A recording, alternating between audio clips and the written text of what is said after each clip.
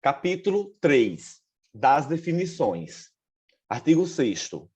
Para os fins desta lei, consideram-se: 8. Contratado, pessoa física ou jurídica, ou consórcio de pessoas jurídicas, signatária de contrato com a administração.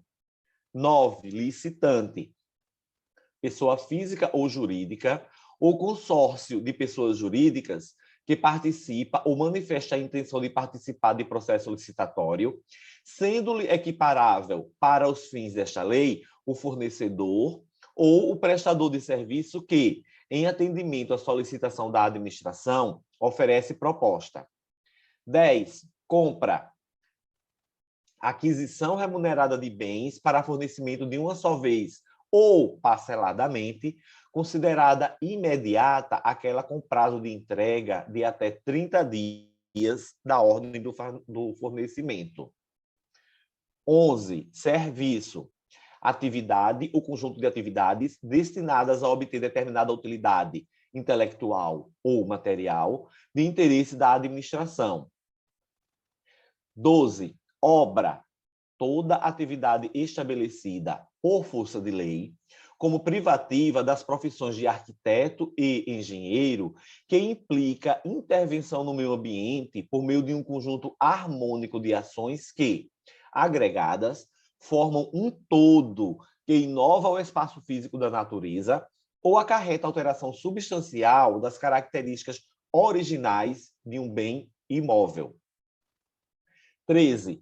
Bens e serviços comuns, aqueles cujos padrões de desempenho e qualidade podem ser objetivamente definidos pelo edital, por meio de especificações usuais do mercado. 14. Bens e serviços especiais, aqueles que, por sua alta heterogeneidade ou complexidade, não podem ser descritos na forma do inciso 13 do caput deste artigo, exigida justificativa prévia do contratante. 15. Serviços e fornecimentos contínuos. Serviços contratados e compras realizadas pela administração pública para a manutenção da atividade administrativa, decorrentes de necessidades permanentes ou prolongadas. 16. Serviços contínuos em regime de dedicação exclusiva de mão de obra, que são aqueles cujo modelo de execução contratual exige, entre outros requisitos, que a. Os empregados do contratado fiquem à disposição nas dependências do contratante para a prestação dos serviços. B. O contratado não compartilhe os recursos humanos e materiais disponíveis de uma contratação para a execução simultânea de outros contratos. E C. O contratado possibilite a fiscalização pelo contratante quanto à distribuição, controle e supervisão dos recursos humanos alocados aos seus contratos.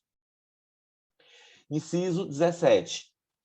Serviços não contínuos ou contratados por escopo, aqueles que impõem ao contratado o dever de realizar a prestação de um serviço específico em período pré-determinado, podendo ser prorrogado desde que justificadamente pelo prazo necessário à conclusão do objeto. 18. Serviços técnicos especializados de natureza predominantemente intelectual, aqueles realizados em trabalhos relativos a linha A, estudos técnicos, planejamentos, projetos básicos e projetos executivos. B, pareceres, perícias e avaliações em geral. C, assessorias e consultorias técnicas e auditorias financeiras e tributárias. D, fiscalização, supervisão e gerenciamento de obras e serviços. E, patrocínio ou defesa de causas judiciais e administrativas.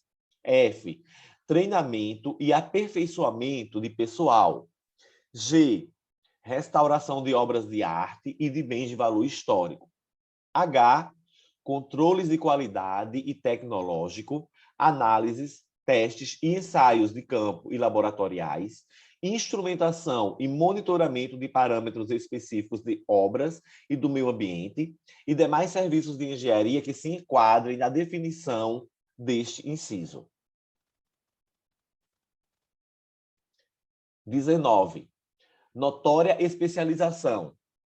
Qualidade de profissional ou de empresa cujo conceito no campo de sua especialidade, decorrente de desempenho anterior, estudos, experiência, publicações, organização, aparelhamento, equipe técnica e outros requisitos relacionados com suas atividades, permite inferir que o seu trabalho é essencial e reconhecidamente adequado à plena satisfação do objeto do contrato. 20.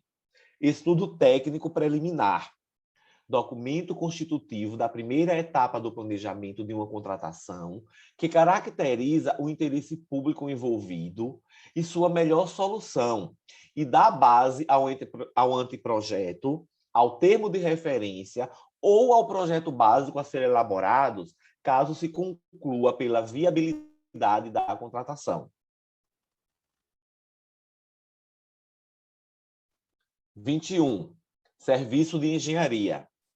Toda atividade ou conjunto de atividades destinadas a obter determinada utilidade intelectual ou material de interesse da administração e que, não enquadrados no conceito de obra a que se refere o inciso 12 do caput deste artigo, são estabelecidas por força de lei como privativas das profissões de arquiteto e engenheiro ou de técnicos especializados, que compreendem a serviço comum de engenharia, todo serviço de engenharia que tem por objeto ações objetivamente padronizáveis em termos de desempenho e qualidade, de manutenção, de adequação e de adaptação de bens móveis e imóveis, com preservação das características originais dos bens.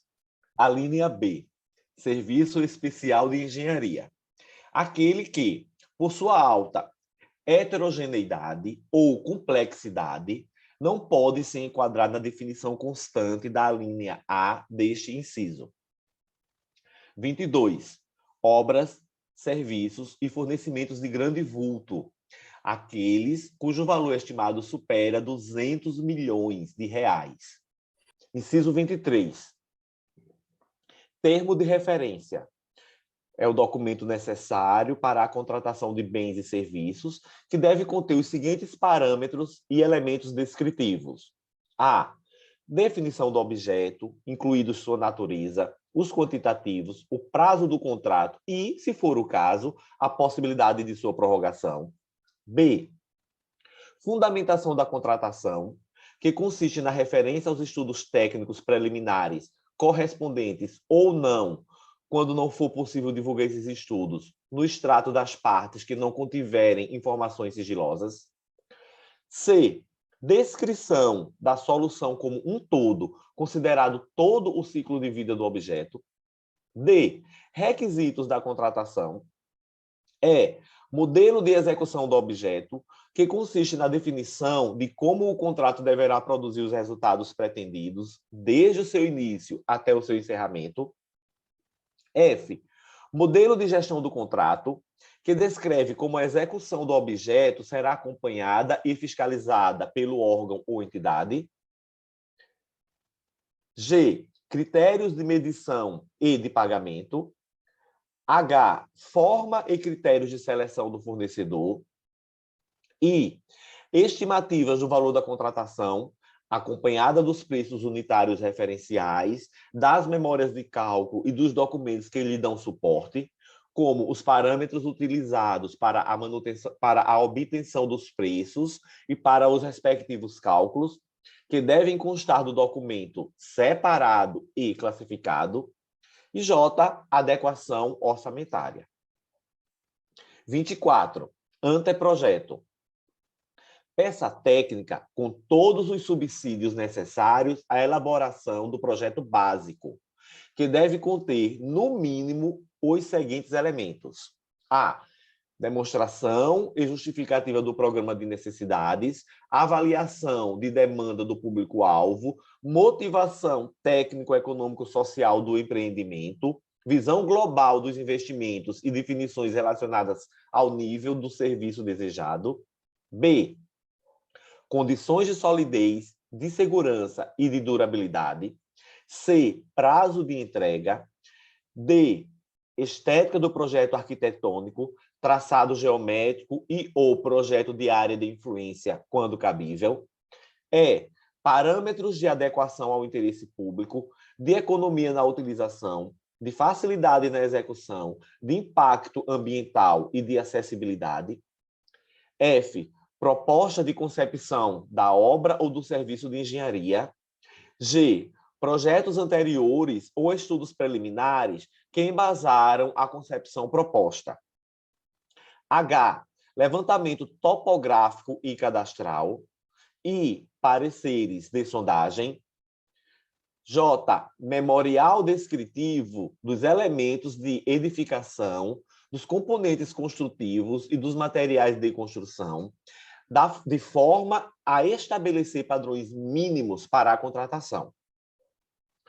Projeto básico, inciso 25, projeto básico, que é o conjunto de elementos necessários e suficientes, com nível de precisão adequado para definir e dimensionar a obra ou serviço, ou o complexo de obras ou de serviços objeto da licitação, elaborado com base nas indicações de estudos técnicos preliminares, que assegure a viabilidade técnica e o adequado tratamento do impacto ambiental do empreendimento e que possibilite a avaliação do custo da obra e a definição dos métodos e do prazo de execução, devendo conter os seguintes elementos.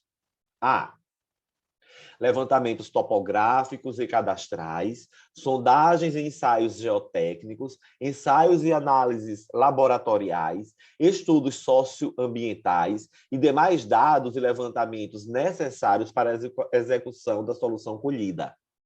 B, soluções técnicas globais e localizadas, suficientemente detalhadas, de forma a evitar, por ocasião da elaboração do projeto executivo e da realização das obras de montagem, a necessidade de reformulações ou variantes quanto à qualidade, ao preço e ao prazo inicialmente definidos. C, identificação dos tipos de serviços a executar e dos materiais e equipamentos a incorporar à obra, bem como das suas especificações, de modo a assegurar os melhores resultados para o empreendimento e a segurança executiva na utilização do projeto, para os fins a que se destina, considerado os riscos e os perigos identificáveis, sem frustrar o caráter competitivo para a sua execução. D, informações que possibilitem o estudo e a definição de métodos construtivos, de instalações provisórias e de condições organizacionais para a obra, sem frustrar o caráter competitivo para a sua execução.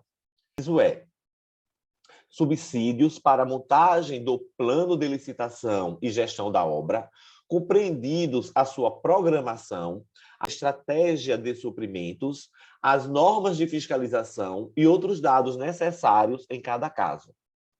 F, orçamento detalhado do custo global da obra, fundamentado em quantitativos de serviços e fornecimentos propriamente avaliados, obrigatório exclusivamente para os regimes de execução previstos nos incisos 1, 2, 3, 4 e 7 do caput do artigo 46 desta lei.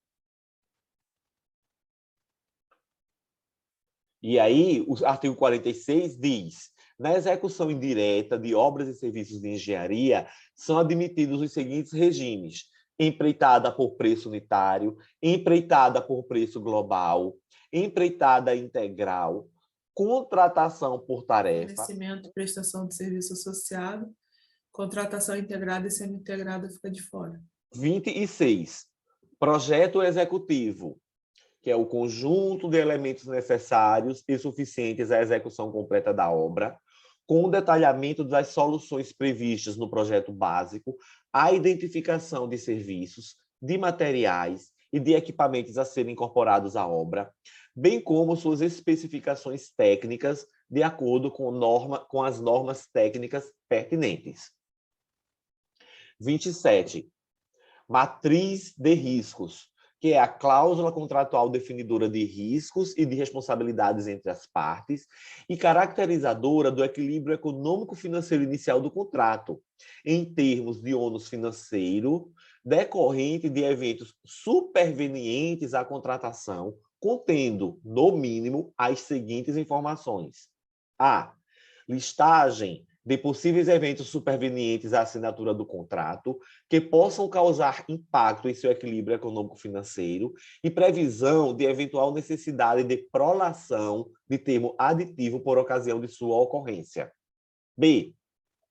No caso de obrigações de resultado, estabelecimento das frações do objeto com relação às quais haverá liberdade para os contratos inovarem em soluções metodológicas ou tecnológicas, em termos de modificação das soluções previamente delineadas no anteprojeto ou no projeto básico.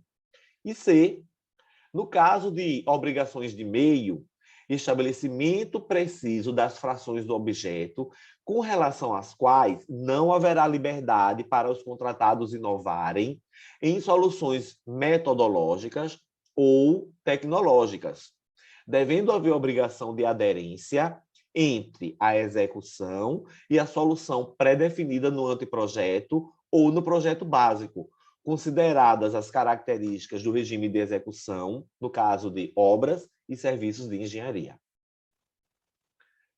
28. Empreitada por preço unitário. Contratação de execução de obra ou de serviço por preço certo de unidades determinadas. 29. Empreitada de preço global. É a contratação de execução de obra ou de serviço por preço certo e total. Veja, Maria, que aqui a gente tem que fazer muito cuidado com essas duas empreitadas. E a próxima também. A primeira, que é de preço unitário, ela vai levar em consideração o quê? O preço certo de unidades determinadas. No outro, que é empreitada de preço global, ele vai levar em consideração o quê? Que para a execução da obra tem que ter o preço certo e total. 30. Empreitada integral. Contratação de empreendimento em sua integralidade, compreendida a totalidade das etapas de obras, serviços e instalações necessárias, sob inteira responsabilidade do contratado até sua entrega ao contratante, em condições de entrada em operação, com características adequadas às finalidades para as quais foi contratado e atendidos os requisitos técnicos e legais para sua utilização com segurança estrutural e operacional. Contratação por tarefa. Regime de contratação de mão de obra para pequenos trabalhos por preço certo, com ou sem fornecimento de materiais. Aqui é só a gente lembrar a mesma coisa de um contrato por tarefa no direito do trabalho. Lembra? Eu contrato Maria para costurar para mim 500 calças por mês. E aí eu ajusto o preço certo e pode ser nesse contrato com eu fornecendo todos os materiais ou com os materiais provenientes de Maria. Por isso que diz aqui, ó, a contratação por tarefa em regime de contratação de mão de obra para pequenos trabalhos por preço certo, com ou sem fornecimento de materiais. 32. Contratação integrada. Regime de contratação de obras e serviços de engenharia em que o contratado é responsável por elaborar e desenvolver os projetos básico e executivo, executar obras e serviços de engenharia, fornecer bens ou prestar serviços especiais e realizar montagem, teste, pré-operação e as demais operações necessárias e suficientes para a entrega final do projeto. 33. Contratação semi-integrada. Regime de contratação de obras e serviços de engenharia em que o contratado é responsável por elaborar e desenvolver o projeto executivo, executar obras e serviços de engenharia, fornecer bens ou prestar serviços especiais e realizar montagem, teste, pré-operação e as demais operações necessárias e suficientes para a entrega final do objeto. 34. Fornecimento e prestação de serviço associado.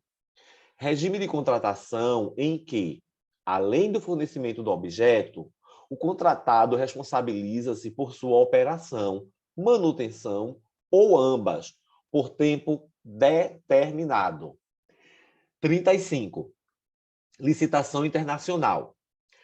Licitação processada em território nacional, na qual é admitida a participação de licitantes estrangeiros, com a possibilidade de cotação de preços em moeda estrangeira, ou licitação na qual o objeto contratual pode ou deve ser executado no todo ou em parte em território estrangeiro. Muito cuidado, Maria, nessa licitação internacional, porque o conceito, quando a gente fala logo a palavra licitação internacional, a gente já pensa que vai ser em território internacional. Não é. A licitação é feita aqui no território nacional. O que torna ela internacional é a possibilidade de licitação estrangeira, de licitantes estrangeiros, e a possibilidade de cotação de preços em moeda estrangeira. E o projeto ele pode ser executado no todo ou em parte no próprio território estrangeiro, mas a licitação ocorre aqui, ok? 36. Serviço nacional. Serviço prestado em território nacional, nas condições estabelecidas pelo Poder Executivo Federal. 37. Produto manufaturado nacional. Produto manufaturado produzido no território nacional, de acordo com o processo produtivo básico e com as regras de origem estabelecidas pelo Poder Executivo Federal. 38. Concorrência. Modalidade de licitação para contratação de bens e serviços especiais e de obras e serviços comuns e especiais de engenharia, cujo critério de julgamento poderá ser A. Menor preço, B. Melhor técnica ou conteúdo artístico, C. Técnica e preço, D. Maior retorno econômico e E. Maior desconto. 39. Concurso. Modalidade de licitação para a escolha de trabalho técnico, científico ou artístico, cujo critério de julgamento será o de melhor técnica ou conteúdo artístico e para a concessão de prêmio ou remuneração ao vencedor. 40. Leilão. Modalidade de licitação para alienação de bens imóveis ou de bens móveis inservíveis ou legalmente apreendidos a quem oferecer maior lance.